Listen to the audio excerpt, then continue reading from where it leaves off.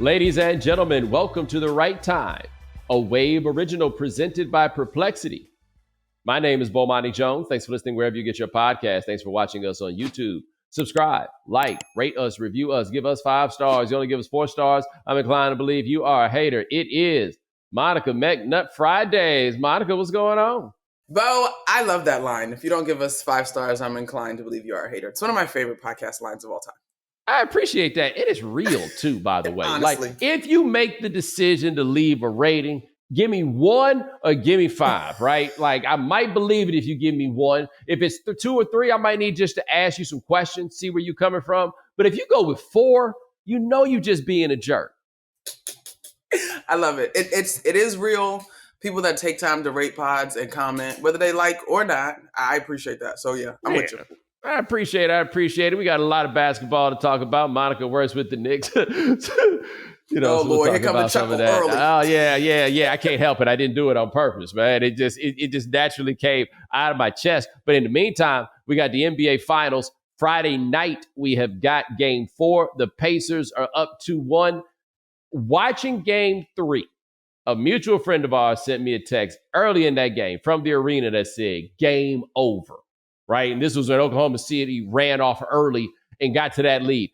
The Pacers, I don't really understand how it is that it doesn't, they have these lulls early, but it never feels like a lull late. Like, it just feels like they never stop trying. They never give it up. They got back control of this game. Like, it didn't take that long into the second half, but it's still, I'm not walking away from this feeling like they're the better team, but I am walking away from this feeling like they can win it. Bo, so obviously I rolled through the 6-game series with the Knicks, lots of FaceTime with the Pacers. We're asked to make our picks at ESPN. I'm now switching gears to like my national roles, right? And I remember being like, don't be prisoner of the moment. The Knicks did XYZ. Like, they could have done XYZ differently. Don't be prisoner of the moment. Like, OKC's still a better team. Like, your personal basketball philosophy, mine, is the team that can defend. That's who you take. I was like, okay, OKC. But I go 6 in my picks, OKC and 6. And after game 1, I'm like, you lived it. Like, you saw how good this team was and still hedged, right? I'm with you. I still think OKC comes out of this.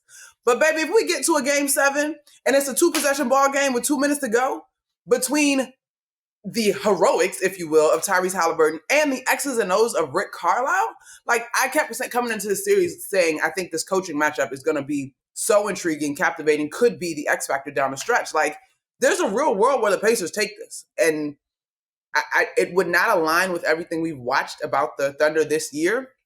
But then again, like, you have to respect what they've done. And I know I really grappled with, especially through the Knicks series, like, all right, cool, their defense has improved from last year. I'll give you that. But really, in my mind, it was like Nembhard, Nesmith, and then it's kind of hit or miss in terms of how guys are playing on any given day. But as a collective, they are just continuing to find their way and get better through this series and through the postseason, which is fascinating. I think, and I've said on this show, that I think Siakam is an underrated factor in this, and that the second best player is a dude that has a championship and was a real live contributor to that championship. Is a dude that's made a couple of All-NBA teams. Like, I think he did not get as good as I thought he would 6 years ago when we just kind of all got introduced to him in the NBA Finals. But it's still having that second guy, because I look with Oklahoma City, and I see people are coming for Chet at this point. And you're right. Chet is not, and not you, the big you. Chet's not that guy right now, but Chet's 23 years old. Like, this team in a lot of ways is actually way ahead of schedule. But you got to have somebody on both sides that you really feel like you can count on. And that's where Oklahoma City comes up short, even to a degree with Shea, not because Shea hasn't been great, but just because we haven't seen him in this place. And Wednesday, he had 6 turnovers. Like, 6 turnovers, you can't reason that away for a dude in his position. It's so funny to call that out, because I agree with you, right? We saw this in what are we calling it? The NBA Cup, right? However long ago that was, but Milwaukee took Shea away and nobody else stepped up. Do I think the Thunder improved since then? Sure. But what we have critiqued the Pacers for, I actually think has become their X factor in this series, in that, yes, when Tyrese Halliburton is playing well, they look like a different team. But if he's not, they're so used to getting it from whoever, like, they're just going to find the place where they can plug the hole, so to speak. And whether that looks like Ben Mathurin going off for 27 or Obi Toppin hitting 4 threes, like, they're like, cool, our weapon is our depth, and it can be anybody's night on any given night. And that is, it's one thing to say it. It's another thing to watch it in action in the finals. Like, not just through a good run in the regular season, but in the finals. And it has been the formula that has allowed them to stay attached through every series and then get a clutch basket from Tyrese Halliburton. So, look, I want to believe, and I continue to believe, and sorry I keep looking off because this dog is out. Lucky! You're about to go back in your place. See? You tried it. You're failing. Yeah, lay down. I want to believe that OKC has graduated. But I do think, and this is where I said that essay the other day, I was like, I still think we're not giving Indiana the appropriate pressure. Whether you picked OKC or not, they deserve a level of credit because they are putting the best defense we've seen in decades in a jam. And like, whether you buy it or not, or think they're just running up and down the floor in transition, like, it has been effective. Like, they're shooting plus 40% from the 3-point line in these postseason, and they're like 14-0 when they do that. Like, I just, maybe because it looks a little goofy on the outside, but I still think we haven't given them the due that they deserve.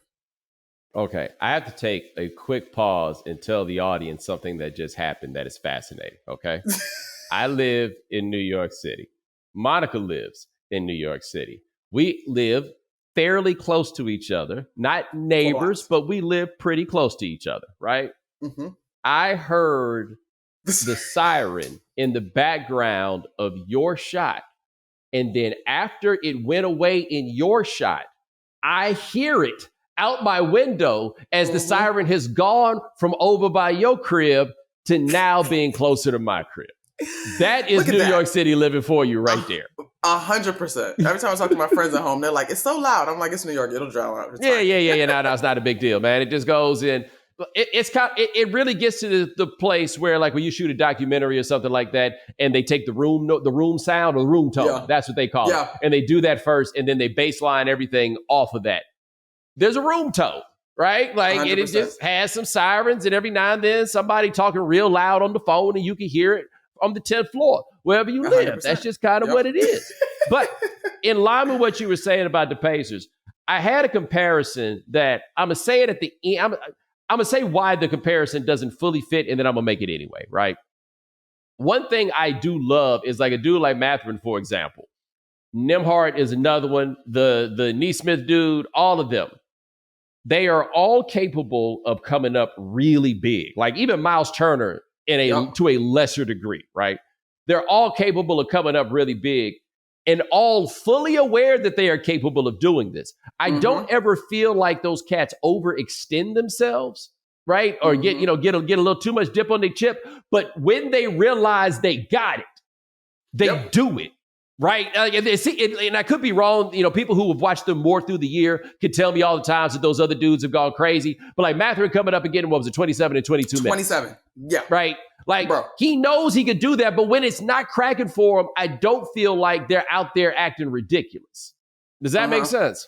I agree. I think they know their roles. Hold on one second, Bo. Hey, come here. Bo, we're plant people. You should see the leaf on my bird of paradise that he has decided is his toy.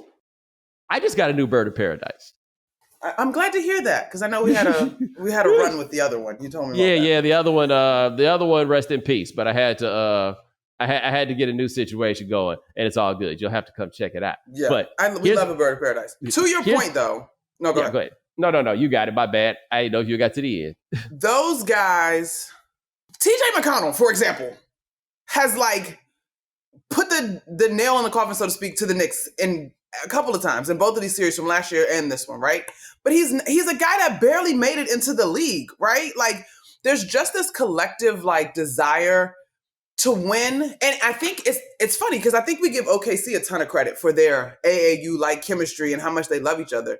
When Miles Turner was talking about those guys after they won the Eastern Conference Finals, I'm like, they got the same thing going on. It's just not been organized in the same way. And it has not been as much of a conversation because they weren't on TV as much as the Thunder. So I'm with you. That ultimately is what you want out of a team. And I think the Pacers and the Thunder to a degree are counterculture, but more so the Pacers because the Thunder have the MVP. They're so counterculture to a star centerpiece, right? We're debating whether Tyrese Halliburton is or isn't a star. Come on now. Yeah, McConnell Ladova, by the way, is That's a 2 great wins comp. away.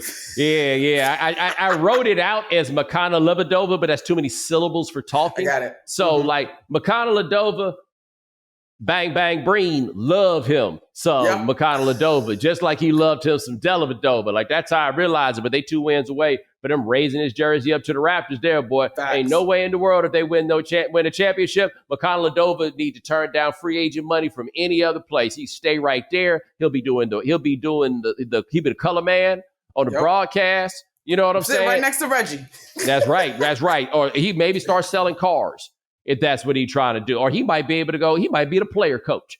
He played his whole thing right. And bless him, by the way, because that man was a process Sixer when the Sixers were intentionally looking for bums. And he's the only guy. Like Christian Wood was there for a little while, but McConnell stuck through the whole thing and was the only one that really parlayed a career out of it. But the comparison that I was going to make, and I'm going to be the old dude for a second. Come on, let's go. Teach me. It reminds me a bit like the 94 Rockets with Olajuwon. And like, you have to keep in mind about the 94 Rockets. Their second best player was Otis Thorpe.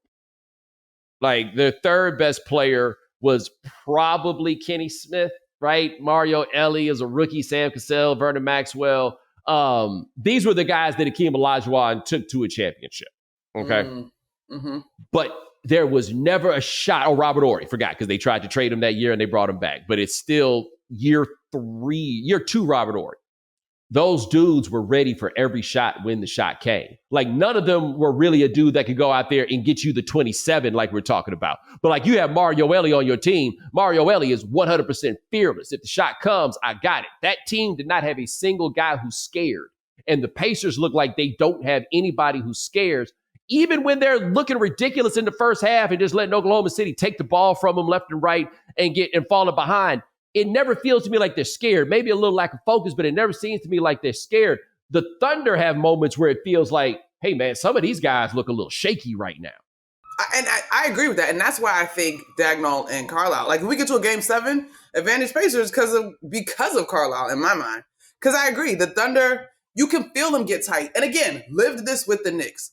Something about fourth quarters, last 4 minutes. I don't know if it's because the Pacers did it through 2 series to get to the Knicks, but you could feel it. Like they drain the air if they're on the road. You feel their confidence growing. The other team inevitably starts to get tight. Like it is such a phenomenon. Like they are fine hanging in games. Whatever, fourth quarter, we got a shot. It's almost like they're like, all right, bet. We got you exactly where you want them, which is crazy to say because is that sustainable? They've done it now to get to the finals. So yes, is it? I guess, kind of, maybe. I can't remember if I talked about it on this show, but during one of these games, they showed a clip of Halliburton making the big bounce shot in game 1, right? And it was from an angle I hadn't seen, and it was from the reverse angle. So you see Halliburton 0. And he's going forward, he gets the ball, he takes that jump back. By the way, terrible shot. You'll never convince me it was not a terrible shot. This was a ridiculous, preposterous thing to do, given where he was. He had especially when it ended up being a 2. What a ridiculous shot. But he took the shot, and even as it bounced on the rim, he was doing that back pedal like he had never considered the possibility that it was not going in. I was like, yo, man, the streets may say you a Herb, but you were kicking it completely opposite of this. It is, and Bo, like for jump shot purists, folks that love the mechanics of a jump shot. Not only has it been effective, it continues to be ugly. Like it is like, it's the most frustrating thing if you're an opponent, and if you are invested and rooting for the Pacers, like you probably like whatever, overrate that. Yes. So for people who don't know, Monica played at Georgetown. Monica's a shooter. I done seen the clips. You know what I'm saying? You as actual basketball player, there can't be anything more frustrating than guarding a herky-jerky player who does those things, right? Like I used to say this about Dwayne Wade, and Dwayne Wade's game was not herky-jerky in this same way. But Dwayne, I say he was walking jacks. Like he was a dude playing spades, and you'd be like, yo, how did you get that jack to walk across the table. This doesn't make any sense. And then next thing you know, he dropping an ace down, and you like, why'd you walk that jack if you could play that ace? I feel like Halliburton walks jacks left and right. Like, how did you make that book with what you just did? We've been talking about Lou Dort in the torture chamber, and he's been fantastic. Or even this entire OKC defense at large. And it's offbeat. My favorite comp has been the Steve Urkel clips on Instagram. Because it's not an insult. He was Stefan in that episode, right? He was cooking. No, he was Steve. He was Steve. Was he Steve? I can't remember. Steve was hooping. He was hooping. And so it's sort of offbeat. It's not, air quotes, fundamentally sound, but it's effective. Like, I can remember Tyrese's draft class because the Knicks took Obi. He was still on the board. And we were talking about his jump shot. And it was a debate of whether or not he should tinker with it. And folks are like, at this point in his career, you don't change it because it's been effective. And changing a shot is not something that you do in a season anyway. That's an off-season project. So in a world where the buzzword is like authentic, right? Whether you like it or love it, the Pacers have done it their way, and it has been authentic. Never change the jump shot. And I feel like if there's any franchise that should never change the jump shot, it's the Indiana Pacers, where Reggie Miller sitting right there with whatever. Like, there has never been a guy that we've considered a pure shooter when that dope looks stepped on, but apparently it's 100%. Oh, man. If the Pacers lose in 7, I just wonder how this will go down in our history books. Do we ever remember? I guess sometimes we remember the losers, but not if it was compelling. Yeah, sometimes. I mean, if they lose in 7, that's how we view both of these teams in the end. Because I think we have to now change the way that we view champions. It's been last year's Celtics are maybe the exception, but since the 2018 Warriors, we ain't really had that many champions, if we've had any champions, that we truly look at as great teams, right? And so to add to that, Bo, right? Nobody has said, are the Pacers opening up a window? Right. But should we be? Like, I don't know. I'm with you. Like, I think we both believe Oklahoma City is squarely in a window, right? But even they are a guy short. Like, I think win or lose, whoever, both teams come out of this finals, to me, as looking around and being like, okay, we still need one more guy. Now, Oklahoma City's in a position where they can get 8 more guys because they have all the assets and all the young people. But it still feels like maybe Chet becomes that guy, right? Maybe Jalen Williams becomes that guy. But they still feel one guy short. It's funny. I'm team Jalen Williams continues to evolve. I think that kid is really good. But then you look, same thing for the Pacers, right? Like, are they one guy, or do they have enough people and somebody else evolves? Because Mathurin wasn't available last postseason. He has a tendency to be a smidge Draymond-esque sometimes in terms of getting involved with questionable fouls, but I don't think he's obviously not on his level. But can he be that consistent? Because for a while, he was not in the rotation. Like, he wasn't in the rotation for the first part of the Knicks series. Right.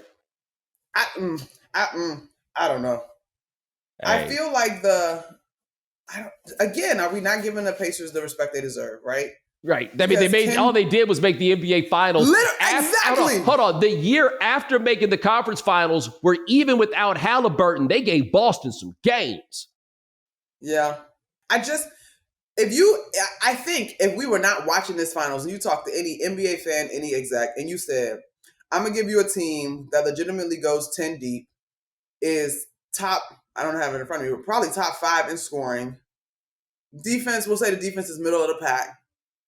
And you got one of the most clutch players in the postseason. How long you think you got a window? Right. Like, you'd be like, you give me 3 years. And those guys are all, what is Tyrese, 26? If that? Right. He's young. Mathurin's young. Nembhard's not old. Like, Miles Turner, who, by the way, went from perpetual trade block to just being a flat-out steal for them at like $17 million. You're right. Maybe we need to give them some more credit. And speaking of giving somebody a little bit more credit, and don't forget the East stinks next year. Not so much stinks, but that's what I'm saying. We have not talked about them as a dynasty, but go ahead. Yes, we're going to put a pin in that point for when we get to the other side. But I want to do something right quick. Do you know how old Reggie Miller is? Reggie Miller, I just did an event with his sister at Final Four, and I feel like her age came up, and I know she's older than him, because I was like, you are not that old, Cheryl. Right. Reggie Miller is 57. He turned 60 in August. Oh. He turned 60 in August. And the reason I bring that up, a couple of reasons. Number one, dude does not look 60 years old, right? He looks like way to make it happen. But number two, I turned 45 2 days after he turned 60. Okay. You look great, Bo. I appreciate that, but I also recognize where I am in this. And the worst thing I could do is try too hard. You understand what I'm saying? Like I am comfortable with where I stand in the game, and I'm better off kicking it with very simple, low effort attempts at cool, right? Like I got to go with my natural cool. Yes, I am bringing this up because Reggie Miller pulled up to the game in a Mark Jackson throwback with a hoodie, and the jersey was tucked into the front of his jeans, and then his pants, I think, was a little bit baggy, and the internet was killing him. You know what I'm saying? What he needed to do was take a look. Right next to him was the Big O, keeping it simple, but he had him a bag. Like that was his piece of fashion, was he had him a bag where he keeps his license and perhaps his prescriptions sitting there with a beautiful lady right next to him. You understand what I'm saying? But I saw Reggie in that fit, and I'm like, brother, you don't have to try. You in the Hall of Fame. A simple, well-fitting tee will do the job for you under these circumstances. I literally was like, well, at least he let his son wear the wristband. didn't go full bore. Yeah, I saw that fit. But you know what? And you know what? Let me ask you this, Bo, because while there is certainly an age thing, there's also a slim man thing. And because Reggie is thin, I'm not thin, svelte is probably a better word because he's an athlete. No, he probably should have just kept it simple. I don't know where I was trying to go. Yeah. No. Like I, as a thin man, because the thing about basketball players that look skinny that people don't really understand, like even somebody like Chet, great example, if you've ever stood next to Kevin Durant, skinny is not really an appropriate term, right? He is slim, but even in college, he's wide across the top, right? Reggie Miller's another dude like that where you get around him and you're like, you don't feel like, oh, wow, this is the skinniest guy in the world, right? That dude kind of wide. The bottom line is you're not really going to be able to pull off cool at that age by trying to get fresh with it. You're going to pull off cool with simplicity. I think he needed to go with simple. I do appreciate the Jackson ode, and I didn't realize that was Mark Jackson's jersey. When I saw it, I was like, he got his own jersey? That's annoying. So I'll give him the Jackson jersey. we're gonna talk about Mark Jackson coming on the other side because the Knicks, LOL. This show is brought to you by Perplexity. Perplexity is an AI-powered answer engine that searches the internet in real time to give you fast, high-quality answers with sources. Unlike legacy search engines that respond with a list of links, Perplexity skips straight to the answers you need, explained in easy-to-understand, everyday language with sources and citations. That's right, Bo. We use Perplexity all the time to look things up, confirm things. For example, last week we used it to look up Rick Carlisle's playoff record, and since 2011, not great. Discover fast and reliable search with Perplexity today. Download the app or ask Perplexity anything at perplexity.ai. The NBA Finals are finally here, and this is your last shot to win some real cash before the season ends. The simplest way to get in on the action?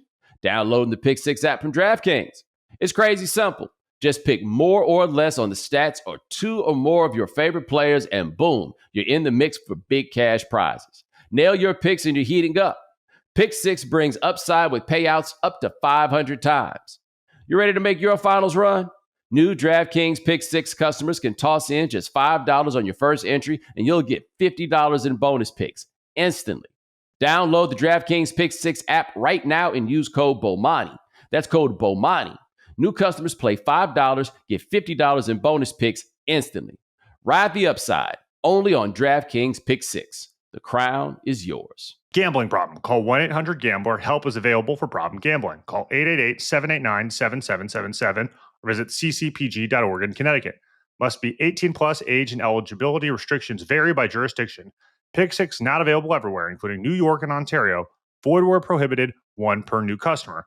Bonus awarded as non-withdrawable Pick 6 bonus picks that expire in 14 days. Limited time offer. Terms at pick6.draftkings.com/promos.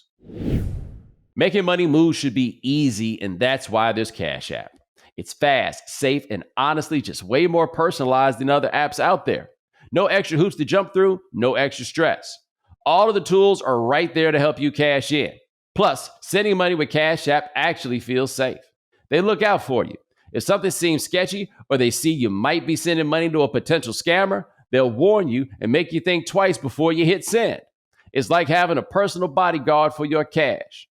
You can even spice up your payments with custom text, stamps, and backgrounds. Because why should paying your friend for brunch be so boring? If for whatever insane reason you don't already have Cash App, just download it from your phone's app store. Sign up, enter our code Bomani in your profile, and send $5 to a friend, and you'll get $10 just for getting started. For a limited time only, new Cash App users can use our exclusive code to earn some additional cash. For real, there's no catch. Just download Cash App and sign up. Use our exclusive referral code Bomani in your profile and send $5 to a friend within 14 days, and you'll get $10 dropped right back into your account. Terms apply. That's money. That's Cash App. Let me tell you about Z-Biotics Pre-Alcohol Probiotic. Z-Biotics Pre-Alcohol Probiotic Drink is the world's first genetically engineered probiotic. It was invented by PhD scientists to tackle tough mornings after drinking. Here's how it works. When you drink, alcohol gets converted into a toxic byproduct in the gut. It's a buildup of this byproduct, not dehydration, that's to blame for rough days after drinking. Pre-alcohol produces an enzyme to break this byproduct down. Just remember to make pre-alcohol your first drink of the night, drink responsibly, and you'll feel your best tomorrow. Summer is here, which means more opportunities to celebrate the warm weather. Before that backyard barbecue brew, glass of Pinot watching the sunset at the beach, or cocktail by the campfire, don't forget your Z-Biotics Pre-Alcohol. Drink one before drinking and wake up feeling great and ready to take on the next day and all that summer has to offer. Go to zbiotics.com/Bomani to learn more and get 15% off your first order when you see Bomani at checkout. Z-Biotics is back with a 100% money-back guarantee, so if you're unsatisfied for any reason, they'll refund you your money, no questions asked. Remember to head to zbiotics.com/Bomani and use the code Bomani at checkout for 15% off. All right, we are back with Monica McNutt. Monica, you do broadcast and work for the New York Knicks. We have talked a bit about their coaching situation. I want to start with first question for you as somebody who has been around this team. Did you think it was possible that they would make a coaching change at the end of Game 6? Yes. In fact, my terrific radio partner, Tyler Murray, and I, we had just kind of been pontificating. I remember we were at lunch prior to that series. It wasn't something that you were stuck on, but you just kind of watch as things are evolving, and you're like, I just wonder. I just wonder what all of this means for Tibbs. And I know that's kind of weird because you come off of beating the Celtics, but you felt like there was reason to wonder, potentially. And I know people think that this is like a Pacers thing because that was obviously the most visible in the last series. But it's my observation from where I sit. It's bigger than that series. So it didn't, at least from the comfortable distance that many of us were at, it didn't feel like the noise was around it, right? Like we had the Athletic, James Edwards and Fred Katz, for example, had their report that everybody expected that Thibodeau would come back. And then after exit meetings, no, that was not the case. I think Vinny Goodwill reported that the owner came in and just like, no, this was a change. Now, I'm not in line with the people who are just like, oh my God, I can't believe it. People get fired all the time. You can rationalize firing anybody if you so decide, right? This is just how it goes. The question now for them is, who is the coach that you go hire? And they seem to be dirty macking all over the place. Now, perhaps the macking isn't dirty because they doing it to play away. They like, hey, little buddy, let me holler at you let me holler at him for a second, man. I just want to let you know before we ain't got no misunderstandings. Oh, I can't. All right, cool. And then they seem to be backing away. But I can't recall a coaching search where the first 5 names that have come out already have jobs. Yes, Bo, that is correct. Look, this is where this gets interesting. And I'm under the impression that this is all par for the course. It does not mean that all of those guys are sincerely out. Because the flip side of that coin is I don't think they just cold reach out to dudes that are completely happy. Like, there was some mutual interest in these conversations. Like, come on now. That, you know what I'm saying? Like, to stay with your example, oh boy winked or like asked what you doing on this corner. Like, there's a little bit of a mutual conversation there. And Leon Rose is someone who has been in this space, and Wes for that matter. They've both been in this space. They have relationships. Like, I don't think these are just pot shots in the dark. Now, being denied, okay, cool, par for the course. I don't necessarily believe that that's the end of it. I will say, though, that a big thing as this team moves forward is, yes, you could boil it down to say a more creative offense. But I think in today's NBA, you see it all the time. To your point about coaches getting fired, even if you look at Mike Malone, right? Like somebody that got fired and had head spinning this year with 2 weeks left to go in the regular season, folks that love him, respect him, could acknowledge that you wear people down. Like, you eventually grade on people. And I think when you look at Tibbs' stops, he has a similar sort of reputation. I give him a ton of credit and a ton of respect. I think he got everything that he could out of this roster. But as you look at the identity of this team this year, they won't go turn into a defensive juggernaut next season. You need somebody that's going to come in and be able to be creative and innovative and collaborate with these guys in a way that gets this offense going at a next level. Like, for me, yes, you could be frustrated with Indiana in terms of defense. But a Tiger don't get new stripes. The offense is what fell apart while you were trying to get through the Eastern Conference Finals because it was too rigid. You know, as we go through these guys that they've tried to get, it is an interesting sort of sliding scale, right? Ime Udoka, come on, man, right? They just fine down there. Chris Finch, come on, man, what you thinking? Quinn Snyder, I wouldn't assume that everything was all good coaching Trae Young, would you? I would not assume that doesn't look like fun for anybody. And if you don't believe me, ask the people who have coached Trae Young. Then you go talk about Jason Kidd, and come on, man. I believe this ends with Jason Kidd as head coach. I just think I don't have any inside information about that. My read on it is pretty simple. Jason Kidd will not be caught holding the bag ever. Mm-hmm. Right? So getting out of Dallas is probably something that he should probably do, because if Nico got to make a move on somebody, he's going to have to make a move on him. And we have seen Kidd kind of try to distance himself from what has taken place there. Number 2, James Dolan likes hiring former players. And a guy that used to play for the Knicks, because one thing Dolan seems to do is like Knicks, Charles Oakley notwithstanding, but this feels right up his alley. Uh-huh. The only thing to me, and I've heard you talk on television about how attractive this job is. My question about it is, the city is ready for them to be good now. They gave them a couple years to get their shit together. But what we learned from this last series is they are no longer just happy to be there. And getting to the conference finals was not enough. That in New York City, with the one team this whole city cares about, don't talk to me about the Nets. Nobody cares. This is the one team that everybody cares about. Man, you got to have a special kind of stomach to decide you're going to walk in and take this job with, by the way, an interesting roster in ways good and bad. So I don't think it's going to Kidd. And again, no insider information. Mm-hmm. But I think Dallas is actually not going to be in a bad spot. And all signs seem to indicate that Kidd is pretty loyal. And Nico went and got him when he couldn't get another head coaching gig. So I think that matters. I still say watch the other team in Texas. Like, that there's a lot there. You talk about you winked first. Like, I just think there's more there, more to be explored when it comes to Ime. And to your point, Boston, boom, Eastern Conference Finals, right? Like, in terms of a guy that steps in with the chops, the personality, the command to roll with it. Now, if we don't go to anybody that currently has a job, I think Mike Brown and Taylor Jenkins are the 2 names that have been circulated most. I'm cool with that. Like, one of those. I'm cool with that. Mike Brown obviously is a coach of the year. That offense for Sacramento was popping under him. I think that was the first firing of this year that really had people's heads spinning. Taylor Jenkins, same thing. Depending on who you ask, that offense was creative or dumb. depending on who you talk to. But remember, he had that Memphis Grizzlies team rolling defensively at their height before all of the distractions, we'll call them. So I think call them or call him. Call them or call him. See, all the above. But I really think moving forward, Bo, I think my AirPods are dying. I think moving forward, the relationship with the players is going to matter a lot, because as much as you're right, the city's ready to win, the ownership group is ready to win, you got a lot of money tied up in this roster, first time back in 25 years, let's build on that. You just cannot deny this generation of athlete.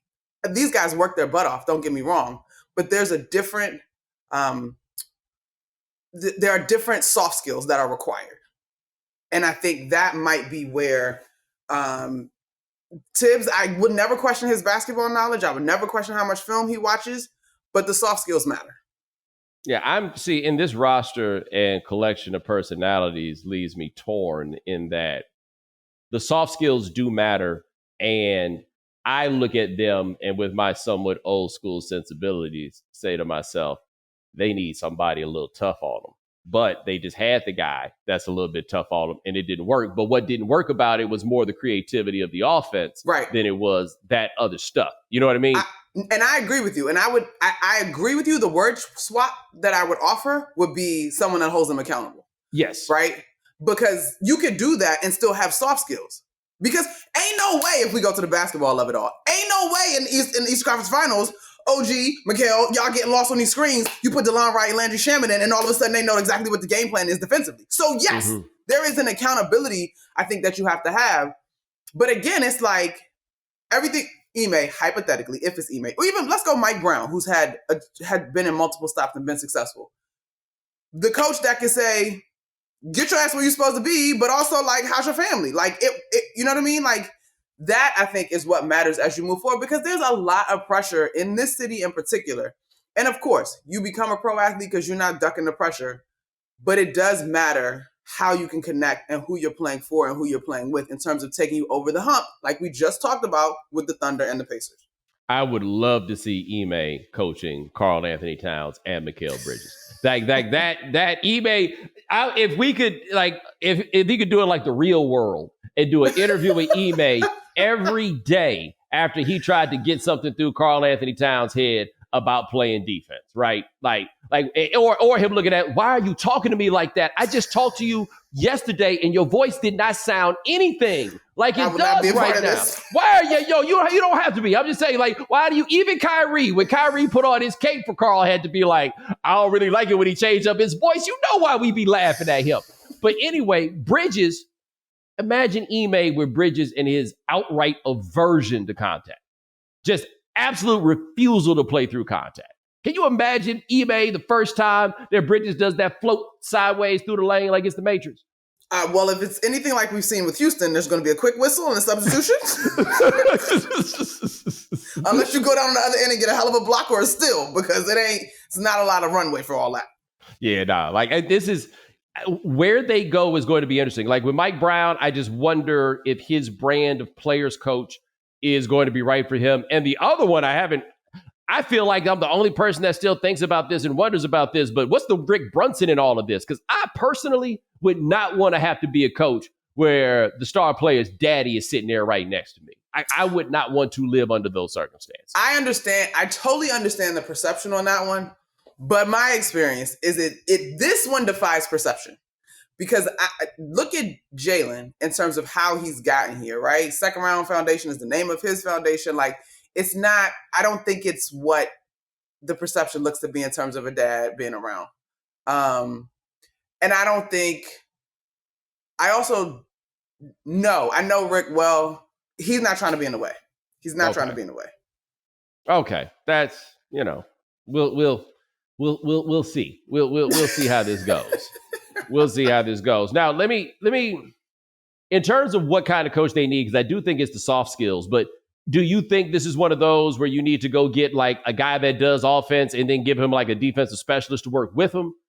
Yes, that's exactly what you need. Because you're not, unless they go land some big time free agents that have been fringe all defensive team that can come off the bench, right? And you can afford, which are like unicorns. Right. your defense is still going to be middle of the pack at best, probably. But if you can get an offense that nobody else can contain, again, I'll say it again, like the defense is what it was this season. That wasn't the issue versus the Pacers. The issue versus the Pacers was the offense completely collapsed. Like, I think if you can we talked about it versus Indiana, getting Jalen Brunson off the ball so that he didn't have to pound the rock so much because of his size, the physicality, the durability, all those things in terms of longevity. If you can get Mikal Bridges moving, if you can get OG Anunoby moving some, like allow Cat to sort of be a playmaker at the top. He's a terrific passer, but there was far too much like just spread, hang out in the corners, space the floor, attempt this two-man game for the Knicks, and it wasn't enough. Would you try to get Kevin Durant? I would explore what that costs. And I know we talked about it this week on Get Up. If it was straight up Cat for KD, I think you gotta do that. If it's straight up, but I don't know that it's going to be straight up because if you lose two starters, you already have talked about a bench that, and maybe under this new coach, will prove to be more productive. But you still were going to probably come into next season with some tweaks on that bench at a minimum. And if you roll out away from Cat, like, are you then in on Mitchell Robinson in terms of the extension? I would definitely explore it. If it's Cat for Kevin Durant, it's a no-brainer. I'm not exactly. I think the money is close enough where you can make it work, where it's reasonably close to being, even money. Because I think this is where Carl starts making like $60 million a year, and Durant's going to be at 55. Mm-hmm. I'm sure Durant wants an extension wherever he goes, because the one thing that you could say if you're the Knicks is, okay, we get Durant, we got 1 year left on the deal, we figure out what we do after. Carl has those 2 years left that maybe you don't want. But I am always leery of guys at Kevin Durant's age, and I'm always at some point, this isn't going to be like that anymore, right? Like at some point, he's not going to be that dude. At some point, this is the guy that I think could score 30 points a game until the day he dies. I don't know how long he's going to be able to guard people, but I just feel like he's giving you 30 a night till the day he dies. And I don't think that you can play. I don't know if you feel the same way about this. I just don't feel like you can play Brunson and Towns together in big minutes in the playoffs as long as both of them are suspect defenders. Unless you're playing a team with similar weaknesses on that side of the ball, right? And you can match up and you cancel each other out. I agree with you. Like that's going to be costly. And we keep saying the East is wide open, but let's say the Pacers are here to stay. That defense is continuing to improve. We've seen that this year. The Pistons defense improving. The Magic defense improving. Cleveland, be whatever they are come the postseason. During the regular season, that defense top notch, right? Whatever Boston's going to look like. Yeah, so I think it does pose a problem. Now, to your point, are you then offering a similar problem, though, depending on what version of KD is playing at this point? I will also add this, and I'm sure you know this.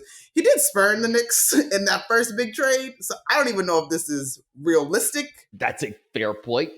Right? Like, I don't know if the front office feels the way that Knicks Twitter feels about that. And there's differing opinions there as well. But I do think people forget that in the storyline of KD. You look back 6 years, and it is interesting to think that if Kevin Durant made a bad play, he should have gone to the Knicks, which nobody would have said in 2019. Nobody would have said you should have gone to the Knicks at any point. We understood every reason that you would tell the Knicks no at that point. But it wasn't simply that he went to the Nets. It's that he went with his mans. And oh boy, I can't wait to watch that documentary. Hello? Now, it's funny you said that, though, because the one thing, I remember 2019, and I was like, why not be the guy? Like, I remember having that conversation. It was when I was starting to come around MSG, and we were talking about it that offseason, and I kept telling the guys, I was like, y'all, somebody is coming that's going to be willing to wear the crown and turn the brand around. Like, in an era where guys are so keenly aware of their brand, you can't tell me that somebody's not going to come. I was probably one of the few voices that was like, why not? Anyway, but this is where Julius Randle deserves credit in Knicks lore because he was a big piece of the turnaround. I remember in 2021 when the building first got going there, and I remember it was interesting because the broadcasts were not doing any crowd shots because they still weren't fully populating the arenas. The only place they did them was New York City because it was back. Like the Garden started looking like something because there's a whole generation that had never seen it before. Like I think even for you, you had seen it a long time ago, but no like real contemporaneous recollection of it being like that. And I was like, somebody's going to be the one. It never would have dawned on me though that the somebody would turn out to be Jalen Brunson. Yeah. Right? Yeah. Like he frankly, turned out to be the guy. He would be this good. Yes. Who? And this is why I say Rick and I are cool, because our first interaction, Bo, once Jalen is acquired, first thing he says to me is, "You think my son too small?" I'm like, hold up. We can talk about it, but hold up. And at that point, it was when the idea of Brunson and Donovan Mitchell were being battered around, which I hated. But yeah, like I you talk about documentaries you can't wait to see. The Brunson story. Like, to be debating whether he's already the greatest Knick, wherever you sit on that, fine. But that you're already starting to have that conversation 3 years in, that's mind-blowing. It is a miniature version of the Steph Curry arc, right? And he's not Steph Curry. I'm not saying that. But at every level Steph Curry achieved, and the question was, or the thought was, well, he can't do it in the next place, right? Jalen Brunson was a national player of the year in college. Well, he can't do it in the next place. You wind up being a second-round pick, all this. And no, it's kept going. Now, I do think he's ultimately too small to be your best player. Now, the question I think for him is going to be, if he's not your best player, then what exactly are you doing, right? There are guys like that. Like, for example, could you win a championship with Carmelo Anthony as your best player was always debatable, but good luck finding a player that's better than Carmelo Anthony. You know what I mean? Like, it's a dilemma that you wind up in. And his has kept going. It's kept going. And it will be interesting to see how that goes in a different scheme, because on one level, I'm sure he got tired from all that pounding the ball. On the other hand, I'm sure he loved having the ball like that. Yeah, he's a gamer, that's for sure. But I think that juxtaposition is, to me, one of the reasons why this job is attractive. Because he can, but I do think a lot of how he has played has been out of necessity, and because the offense was so mundane and simple. And so to me, whether you're a coach or a guy looking for a place to go and win, a team to add your talents to, Jalen is the guy that genuinely will play however it is that will allow the team to win. It just so has happened in the last couple of years, it has been the ball in his hand in terms of the most consistent formula. This team it's going. I mean, this offseason, we didn't even get to talk about the Giannis possibility, because I ain't gonna lie. My thought with the we're gonna hire Jason Kidd is we're gonna try to make Giannis say he want to come here. Everybody kept throwing that out there, and I was trying to go back down the line when Kidd got let go. I don't remember Giannis vouching heavily for Kidd one way or the other. So Kidd, I think the big thing that we remember is that Kidd put the ball in his hands and made him the point guard, which they had that team with all those super long dudes. Like it was him, like John Henson, Thon Maker. It just seemed like they had a squad of condors that was out there. But it did seem like he was the earliest adopter on the idea of Giannis. That being said, the year after he leaves, Giannis wins MVP. So, we don't remember when we thought that Steph Curry would have this like affection for Mark Jackson because it kind of blew up under him, and then we saw what happened after that. Oh yeah. I just going to throw this out here right now, just so people know. Guys, ain't nobody hiring Mark Jackson. It's not happening. And you can bring it up as many times as you want to. It's so much stuff that happened at the end in Golden State. It's impossible for me to recount it all. But the issue with Mark, aside from some of the offensive issues that you point out with Thibodeau, like for the reasons that you fired Tom Thibodeau, you absolutely do not hire Mark Jackson, because the last time we saw him coach, it was basically a similar thing on offense. But his problem is he messy. Everything that happened in Golden State was messy. You got assistant coaches bringing tape recorders to meetings because they're afraid they're going to get set up and put in a bad place. You got Mark Jackson saying players intentionally want the team to lose while they're hurt so that they'll wind up looking better. Like, it was so much drama at the end, and that is the reason why nobody has hired him in 11 years. In New York City on this team, with all the factors this roster's going to have anyway, man, ain't nobody anywhere going to hire him, but they're really not going to hire him here, right? I think he's a good broadcaster, though. Maybe we can get him back in that booth. Or maybe he need this. Or how about this? Why don't they hire Jeff Van Gundy? You know, I've seen an article or two that has suggested that. See, I don't know what he still has, right? Because he was gone for so long, but he's been an assistant with the Clippers. And from what people have said, he's done a very good job at that. Of course, he's a little bit dour, right? He's got that whole Undertaker vibe, not like the wrestling Undertaker, like, the one that like more like Paul Bearer, like he's the one, he actually puts your mom in the ground, that sort. But I don't know if you're going to find a better coach than Van Gundy, but I also don't know if he can still do it. Yeah, I just wonder, because Van Gundy's praise this year has been a lot about that defense for the Clippers. And they have different personnel than this Knicks roster. And do you, again, men of a certain generation, so to speak, unless they are deliberate in adapting to the new NBA, do you run into some of the same problems offensively? Yeah. I mean, Tom Thibodeau's main man is Stan Van Gundy. Mm-hmm. Right? I think you might need to get farther away from the tree. Stan is my guy. I love Stan, but we might need to get farther away from the tree in order, I think, to make this happen. It's going to be interesting. I have the firing isn't even that new, but I really feel like this is a veteran job. Jay Will offered up Rajon Rondo, which I thought was really interesting. I didn't know that he was gunning for a head coach position imminently. I don't know that he is, but when Jay said that, it does get you to thinking. And JJ Redick obviously had a terrific year in year one.